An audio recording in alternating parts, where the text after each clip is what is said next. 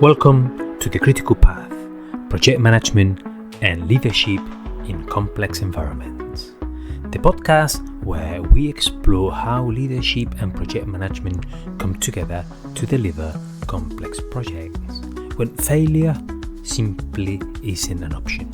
I'm your host, Isaac Alcaide. It's a real honor to be here. This is the very first episode, and we are diving straight into one of the most misunderstood and yet most defining elements of project management: risk management when failure simply isn't an option. In everyday projects, risk might mean a missed milestone or going a little over budget. But in complex, high reliability environments like aerospace, defense, nuclear, healthcare, space, you call it, risk management is about something far deeper. It's about how you make decisions when the cost of failure is unthinkable. Over the next 20 minutes, we'll revise the basics.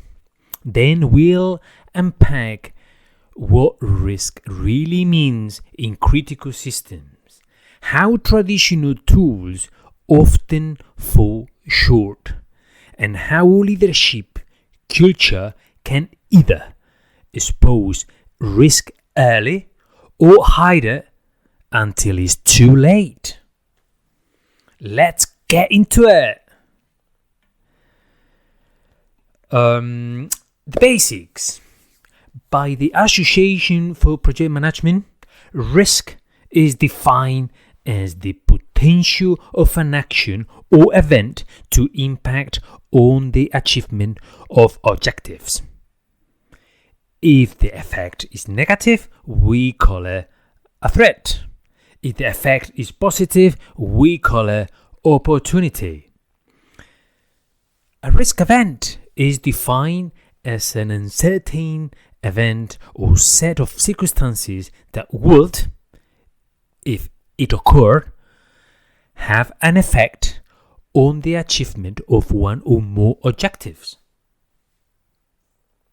How you feel so far? Good?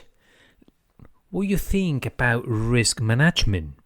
Risk management is defined as a process that allows individual risk event and overall risk to be understood and managed proactively, optimizing success by minimizing threats and maximizing opportunities.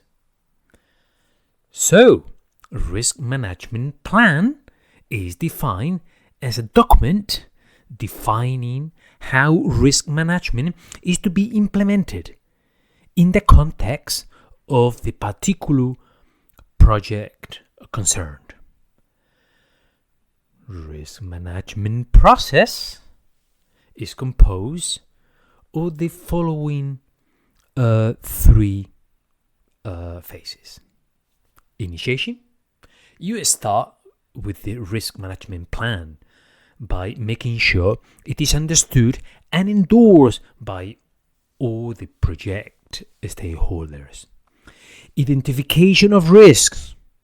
Risk can be identified in non-dedicated discussions or in dedicated sessions like risk workshops, brainstorming sessions, or risk reviews.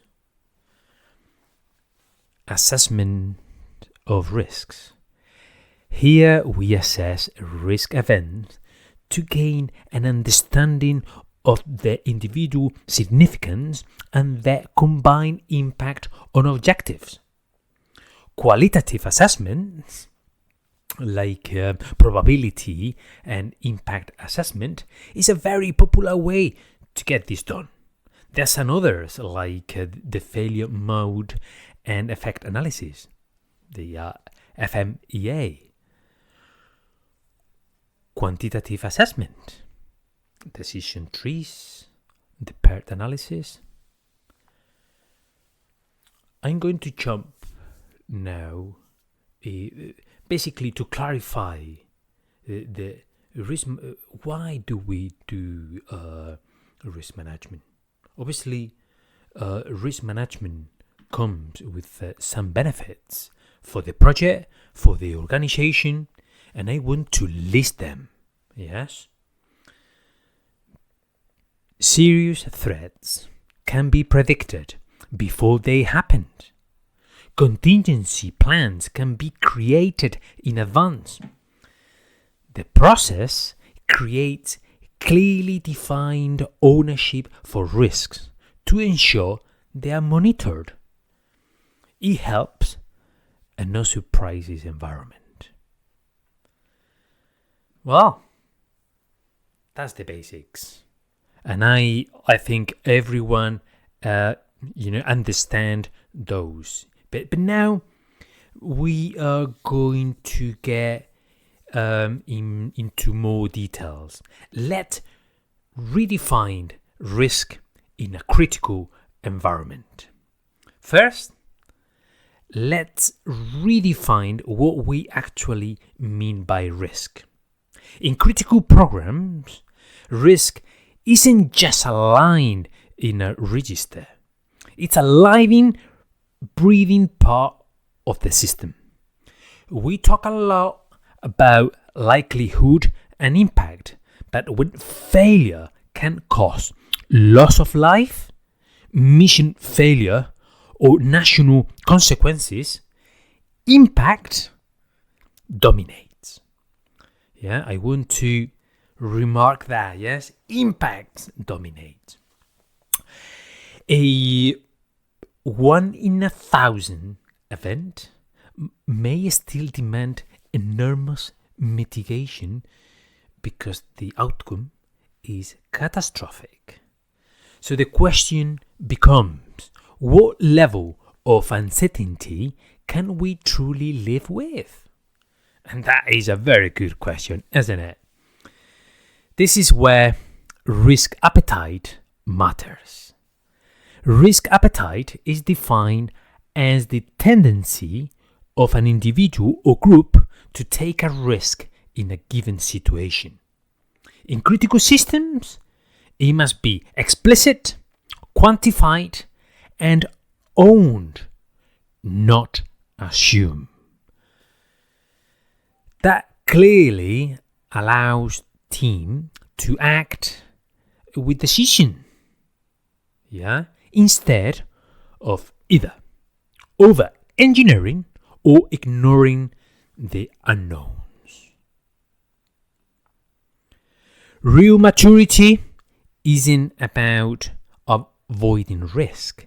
It's about understanding which risks are acceptable and which ones can't be tolerated. The mechanics beyond the register. Now, let's talk about the mechanics. Yes? Too many organizations treat risk management as documentation, updating a register once a month. But in reality, risk is managed in the room during design reviews, task planning, supplier meetings. Tools like FMEAs, fault tree analysis, and hazard logs are not bureaucratic paperwork. They are communication tools. Share maps of how systems can fail and how failures can cascade. Effective teams integrate risk into every decision gate. They treat assurance evidence, test data, design validation, independent review as the currency of confidence. In these projects, the best managers act almost like systems engineers. They visualize dependencies, interfaces, and failure paths, not just budgets and timelines. When you see risk management as part of system design rather than governance overhead, the quality of decisions changes dramatically. Okay, I hope is clear, so far. But now I would like to jump into leadership and culture. Yeah, and then there is leadership, and for me, that's the real differentiator. You can have the best process in the world, but if people are afraid to raise a concern, it's worthless. In high-stakes environment, psychological safety isn't a soft concept. It's a control mechanism. I really love that concept of psychological safety. And just thinking aloud now, I would like to make one episode on just this topic, because it is really interesting. When engineers feel safe to say, I'm not convinced this will work, you've just prevented a potential failure. Leadership must model that behavior. Ask questions, invite challenge, and respond with curiosity, not punishment. Equally important, make the organization's risk appetite visible. If leadership never articulate what uncertainty is acceptable, teams either take reckless shortcuts or hide behind excessive caution. The best leaders I've seen reward early warning. They celebrate the person who spots the issue before it becomes a crisis. That's what separates reactive organization from resilient ones. Okay, now let's wrap up and reflect about what we just said. Yeah.